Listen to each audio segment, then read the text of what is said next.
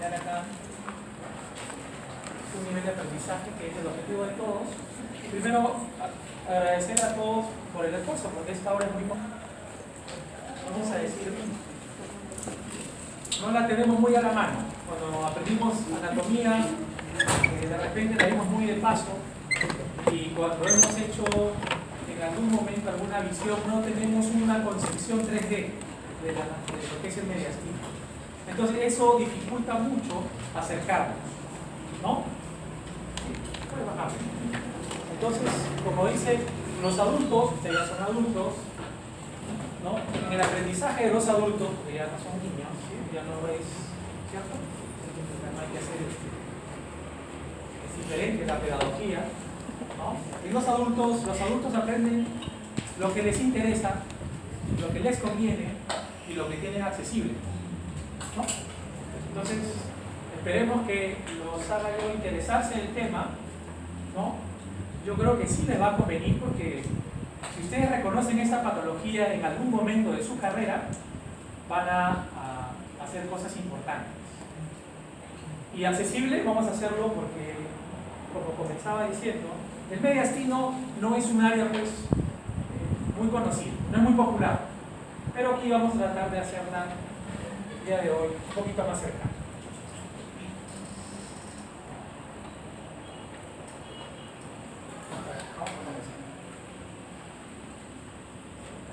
El tema en cuestión es síndrome mediastinal. Todos conocemos ya los conceptos: mediastino, concepto de síndrome.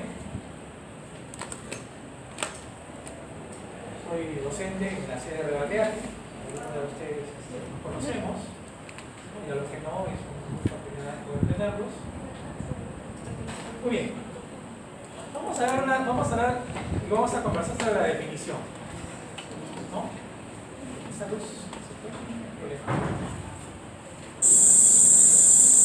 vamos a hacer, estamos viendo aquí lo que pasa realmente con un paciente que es poseedor de un síndrome mediastinal, ¿no? Es un paciente que tiene una irritación yugular, tiene un hinchamiento del cuello, tiene una marcada dilatación de las venas, incluso de la zona sublingual, ¿no? Entonces, comenzando con esta pequeña imagen, tenemos que decir que el síndrome mediastinal, como ya sabemos, síndrome es un conjunto de síntomas y signos, pero acá viene lo importante. ¿Resultantes de qué?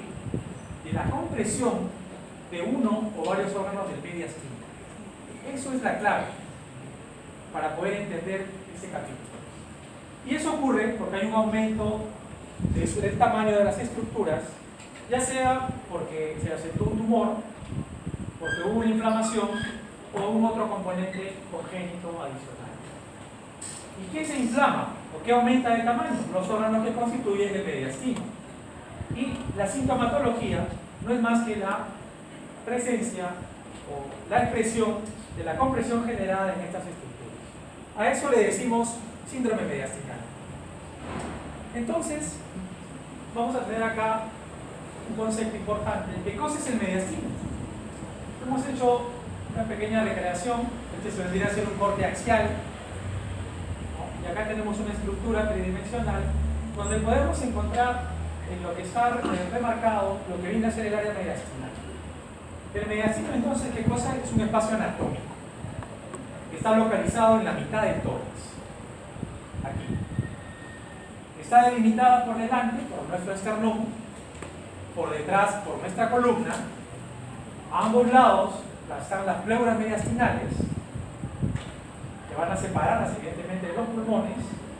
Está la pleura diafragmática en la parte inferior, y hacia arriba está lo que ya conocemos como el opérculo torácico. Por aquí pasan estructuras muy importantes, tal vez vitales, y evidentemente generan una patología que van a tener una traducción clínica muy rica si es que nosotros la conocemos. Estas estructuras son de carácter respiratorio, digestivo y vasculares fundamentalmente. Entonces, para hacerlo más didáctico, el mediastino es lo que está entre los pulmones y en la parte del corazón, en el medio del tórax. Y vamos a dividirlo de manera didáctica en un mediastino superior y un mediastino inferior. El mediastino superior no es más que el orificio torácico superior donde está el ángulo external, o el ángulo de Lewis, ¿cierto? Ángulo de Lewis, horquilla external, hacemos un ligero descenso con los dedos, y esa elevación que tenemos es el ángulo de Lewis, ¿correcto? Si nos vamos hacia la derecha, estamos en el segundo espacio intercostal. Pero en este caso, desde ese orificio superior, bajamos hasta la cuarta vértebra torácica, de 4 a 4. Y el mediastino inferior es a su vez desde T4 hacia abajo. A la vez, el mediastino inferior se va a dividir en tres aspectos: el anterior, el medio y el posterior. Repetimos, el mediastino, por medida didáctica, se divide en superior e inferior, y a la vez el inferior va a ser anterior, medio y posterior.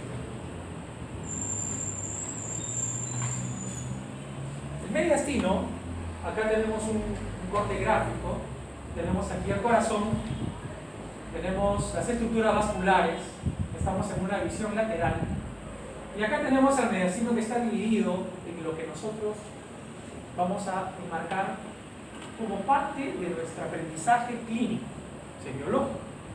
Entonces, aquí tenemos arriba, en una primera instancia, el mediastino superior.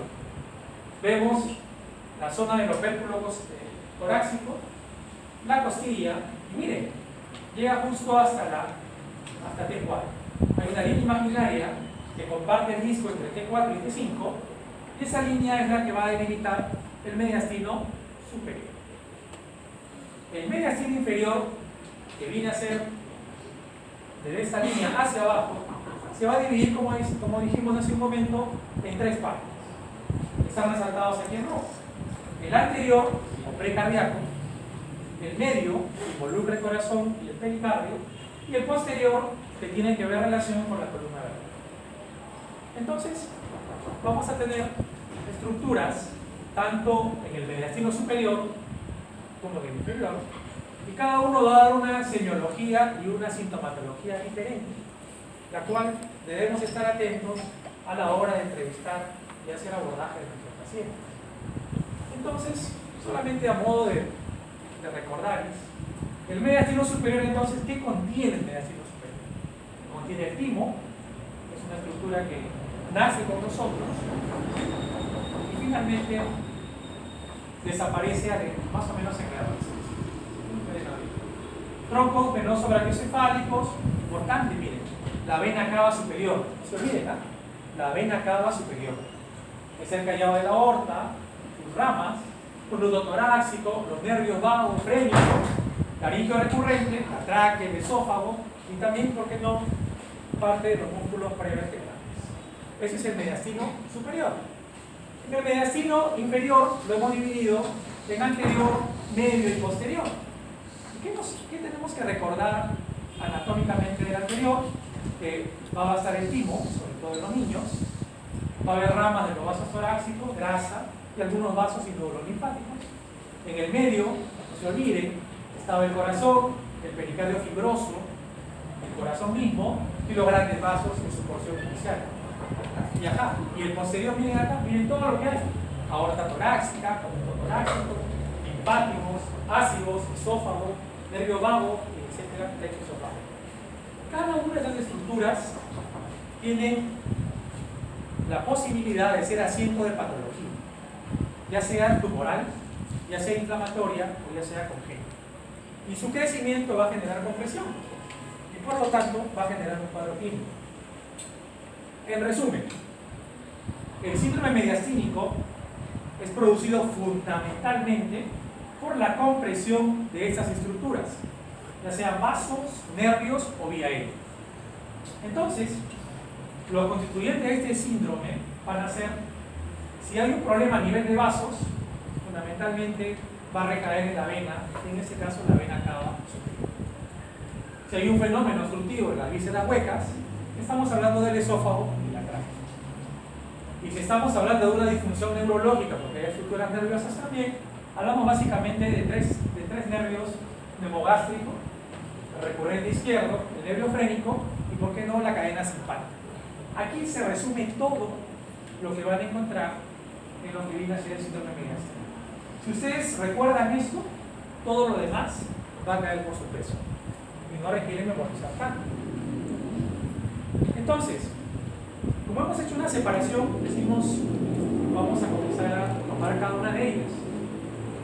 Si hablamos del mediastino superior y hay patología, entonces tendremos un síndrome mediastínico superior.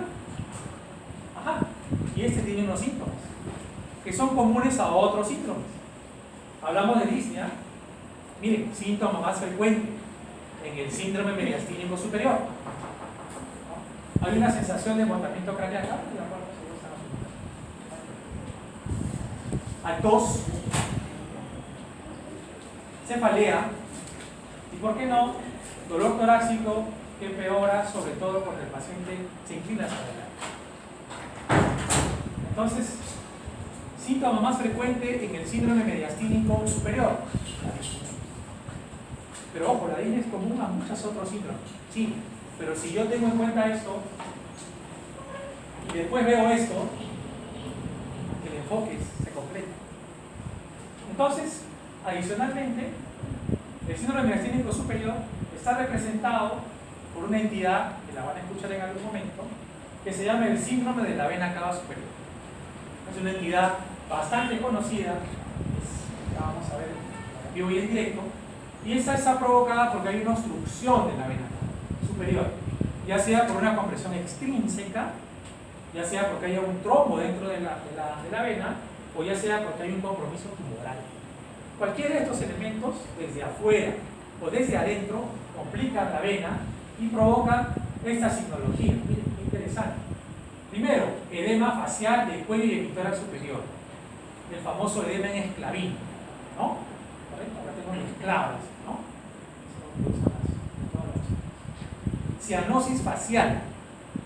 La zona facial se vuelve más pletórica, hay una plétora facial, hay taquimia, es importante la taquimia, ¿no?, como un elemento que es común a otros problemas, pero la taquimia es fundamental en este hallazgo signológico. Y cómo no, la dilatación, la circulación colateral, o también llamada telangiectasis. Entonces, el síndrome mediastínico superior, finalmente vamos a encontrar algunos elementos. Acá tenemos una plétora, miren, ¿sí?, un paciente con esta, miren el rostro y la diferenciación que hay respecto al tórax, ¿no?, es evidente, ¿no? Acá tenemos un edema de esclavina, miren esa paciente que está echada sobre su cama, pero miren la zona cervical anterior, como está mucho más pronunciada. Pero déjalo abierto para que pueda. Déjalo abierto, doctora, déjalo abierto. Y acá viene la circulación colateral. Miren cómo es importante, miren el cuello. Si no lo vemos nosotros ahora y tomamos conciencia de que esto existe, es muy probable que en algún momento nos crucemos con esto y lo dejemos pasar, como cual elefante que pasa, ¿no?, por una vidriería y nosotros ni nos dimos cuenta. Aquí ya es un caso mucho más pronunciado, con una persona mayor. Miren toda la circulación colateral que se va a sentar en el tórax, ya que es un caso mucho más avanzado, y aquí hay un caso más larvado de una persona más joven. Pero ven igual, ven cómo las venas en la región torácica se dilatan y son mucho más visibles. Entonces, plétora, edema en esclavina, circulación colateral o telangiectasis con edema en esclavina nos hace pensar, asociado a taquimia, ¿cierto?, a disnea, ¿no?, en un síndrome mediastínico superior. Y en nuestra mente sale inmediatamente la vena cava superior comprometida. Esto es un cuadro que revela una gravedad importante en el paciente. Si no se diagnostica a tiempo, la morbilidad y la mortalidad pueden ser bastante elevadas.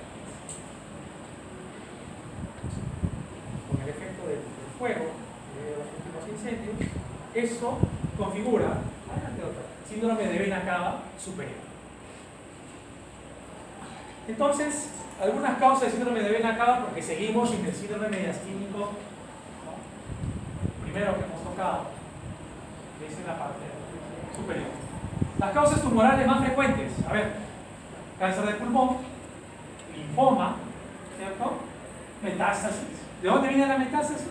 De la mama, melanoma, del tracto gastrointestinal. Y las no tumorales también, pues. La tuberculosis, la histoplasmosis, ¿no? O ya algo más frecuente que ocurre eventualmente en nuestro hospital, trombosis por catéter o marcapaso, que son dispositivos biomédicos que se utilizan en ciertos pacientes con patología.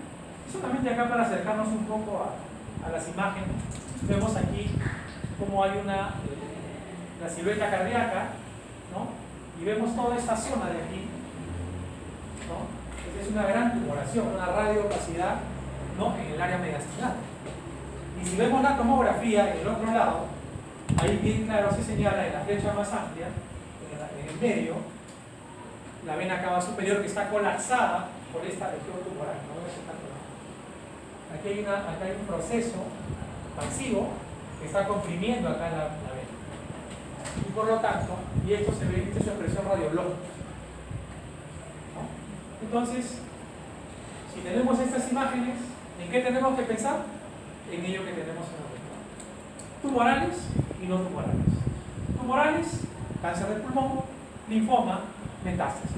No tumorales, infecciosas, tuberculosis, histoplasmosis. Y si hay un proceso donde las personas usan algún dispositivo, ya sea marcapasos o catéteres, también pueden generar trombosis en la vena cava superior. Ahí hemos encontrado al mediastino superior, síndrome mediastínico superior. Vamos a ver lo que tenemos en el hospital, que viene a ser un tomógrafo, espiral multicorte. Cuando hacemos una valoración imagenológica y encontramos, ¿no? Una situación muy interesante. Esto funcione. Y vamos a ver en primer momento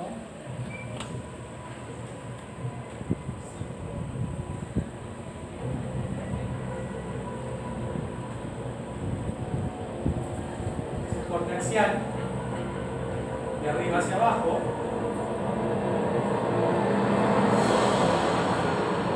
La ventana mediastinal, ahí aparece algo distinto.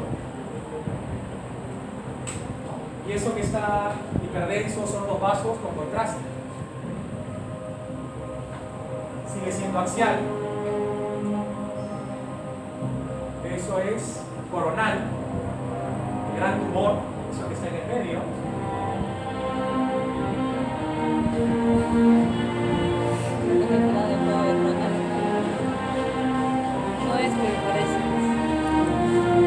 Y ahora es sagital.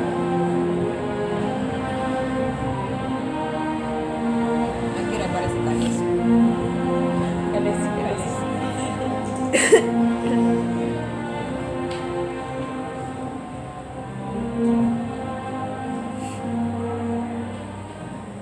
Bien. Esto no lo podíamos ver antes. Esto tenemos la oportunidad de verlo ahora. Aquí tenemos los tres cortes que van a hacer la diferenciación y poder encontrar la patología que para nosotros a veces ha sido de imaginarnos muchas cosas. Ahora es más palpable y sí es más evidente. Este es un corte axial, el que vemos en el medio. Y para que se ubiquen, aquí está la columna y aquí está el esternón. ¿Cierto?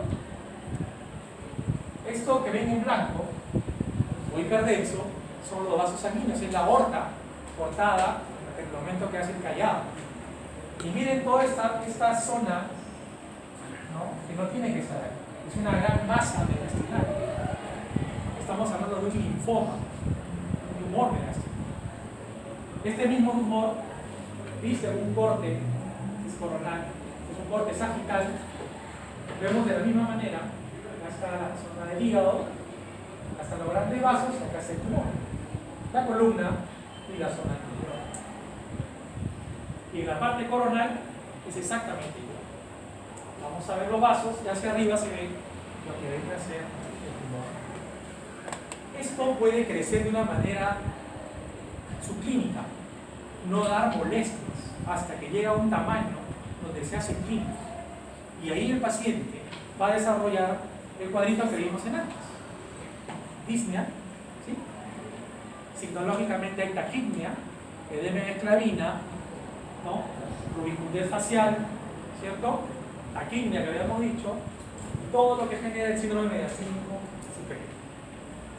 Pero también está el síndrome mediastínico medio, ¿no? Porque tiene derecho también a complicarse la parte media del mediastino. Entonces, vamos a decir que cuando el síndrome mediastínico medio se hace patente, vamos a tener compromiso básicamente de la tráquea, de los bronquios o del nervio recurrente. Entonces, cuando hay compresión de la tráquea, ¿qué va a manifestar el paciente? Doctor, tengo disnea, fatiga, falta el aire, me canso, tiene todo de carácter inspiratorio. Hay tiraje, ¿cierto?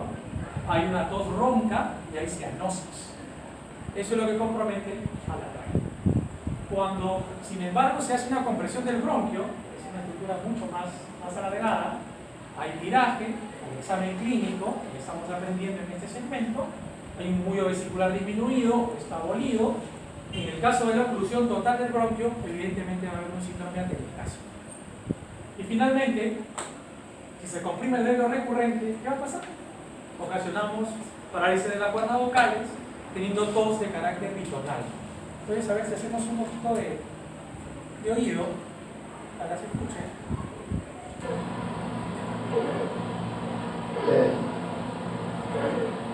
Es una línea inspiratoria.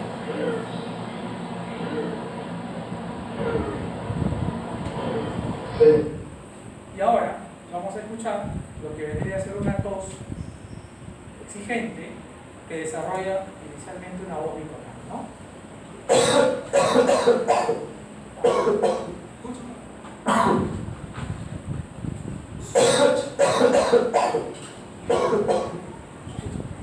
Solo eso hace diagnóstico. Hay una tonalidad doble al final de la tos. Y cómo no, ponemos una fotito de una atelectasia. Ya todos han llevado radiología o están llevando. Y en el editor a derecho, esa radiopacidad blanca, de manera regular, triangular, representa el colapso de la parte superior del pulmón derecho, ¿no? Donde se da una atelectasia. Pero ahí no se queda el mediastino medio, porque tenemos más estructuras. Entonces también podemos tener la compresión del egofrénico, que causa una hemiparesia del diafragma, a veces hipo o dolor neuropático. También hay la compresión del tronco brachiocefálico, ¿no? Esta a la vez va a tener básicamente una disminución, una alteración en los pulsos radiales, produce frénico y soplo en el mismo. O cuando se compromete el nervio vago, ¿no? Que produce esta tos coqueluchoide. Vamos a mirar entonces cómo este paciente, el lado izquierdo de la respiración tóraco-abdominal no es normal. No es normal porque tiene una parálisis diafragmática del lado izquierdo. Y esto, podemos ver un paciente recostado en una camilla y de repente nunca lo sospechamos. Y solo viendo eso podemos inferir que hay alguna patología a nivel de ¿Y por qué no? Para recordarles una tos coqueluchoide.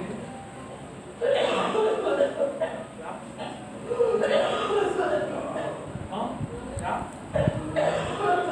Muy bien. Eso es mediastino medio. También vamos a hablar de mediastino inferior. ¿Qué pasa cuando hay un compromiso en la zona mediastinal inferior?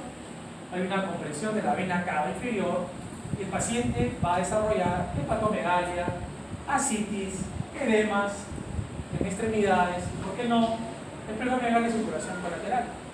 Aquí lo hacemos rápido, ¿no? Vamos a ver acá. Acá vemos circulación colateral en el abdomen, está señalando ahí el examinador, el área del ombligo, ¿no? Vemos como la pared está brillosa, porque hay edema de la pared.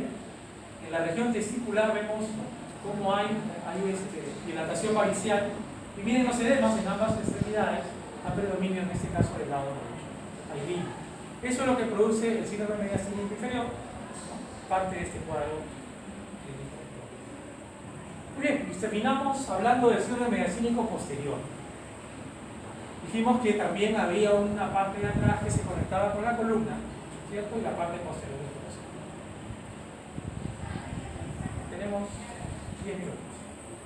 Entonces, cuando hay compresión del esófago, ¿no?, el paciente va a manifestar disfagia, que es permanente y es progresiva. Es muy importante. Es una disfagia que generalmente va a comenzar a líquidos y después a sólidos, ¿no? Y es secundaria la compresión del nervio neumogástrico. Pero también recordemos que puede existir tanto la alteración del sistema simpático como su inhibición. Entonces, cuando tenemos el simpático torácico alterado, el famoso síndrome del Corfu-Dupétit, ¿no?, que es lo contrario al Claude-Bernard-Horner, ¿cierto? Todos conocemos a Claude-Bernard-Horner, ¿cierto? ¿Sí? ¿Se acuerdan? Miosis, ¿sí? Hendidura palpebral, en oftalmos, ¿no? El Corfu-Dupétit es al revés, ¿sí? Es oftalmos, midriasis, ¿no? Y aumento en la hendidura palpebral. La foto de abajo corresponde al Corfu-Dupétit. Miren el ojo izquierdo de esta figura, miren la midriasis, la prominencia del ojo, ¿no?, del lado izquierdo. Y en el lado superior vamos a ver brevemente cómo este paciente que tiene un tumor metastásico a nivel cervical ha dañado un componente simpático. Y miren, si ustedes logran ver cómo hay una tosis del lado ipsilateral a la lesión, ¿no? Está adelgazado, es un paciente demasiado, que luce crónicamente enfermo, ¿no?, y evidentemente eso nos orienta a una patología de carácter tumoral. Muy bien, entonces, solamente para terminar,